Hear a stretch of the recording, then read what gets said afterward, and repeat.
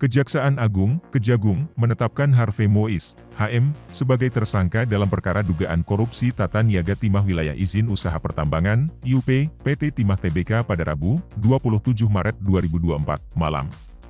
Suami artis Sandra Dewi itu resmi menjadi tersangka ke-16 dalam perkara yang merugikan negara karena kerusakan lingkungan sebesar Rp271,06 triliun selama 2015 hingga 2022.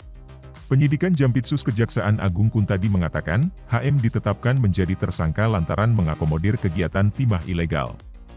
Tim penyidik memandang telah cukup alat bukti sehingga kami tingkatkan statusnya sebagai tersangka, yaitu Saudara HM selaku perpanjangan tangan dari PT RBT, kata Kuntadi dikutip dari Kompas. ID. Terkait perbuatannya, tersangka dikenakan pasal 2 ayat 1, pasal 3 Yungto pasal 18 Undang-Undang Tindak Pidana Korupsi Yungto pasal 55 ayat 1, pertama KUHP. Selama 20 hari ke depan, ia akan ditahan di Rutan Salemba Cabang Kejaksaan Negeri Jakarta Selatan. Daftar 16 tersangka kasus korupsi timah ilegal diumumkannya Harvey sebagai tersangka menambah daftar panjang tersangka kasus korupsi timah ilegal itu. Sebelum Harvey, sosok Crazy Rich Pantai Indah Kapuk, PIK, Helena Lim telah lebih dulu ditetapkan sebagai tersangka.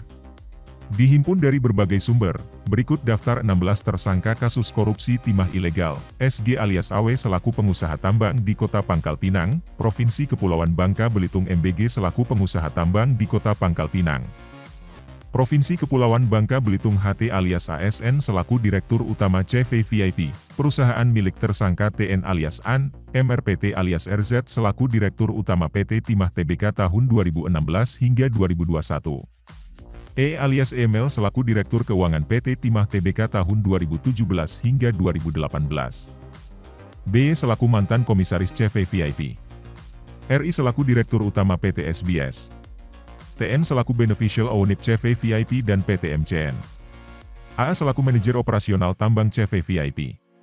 TT, tersangka kasus perintangan penyidikan perkara RL, General Manager PT TIN. SP selaku Direktur Utama PT RBT.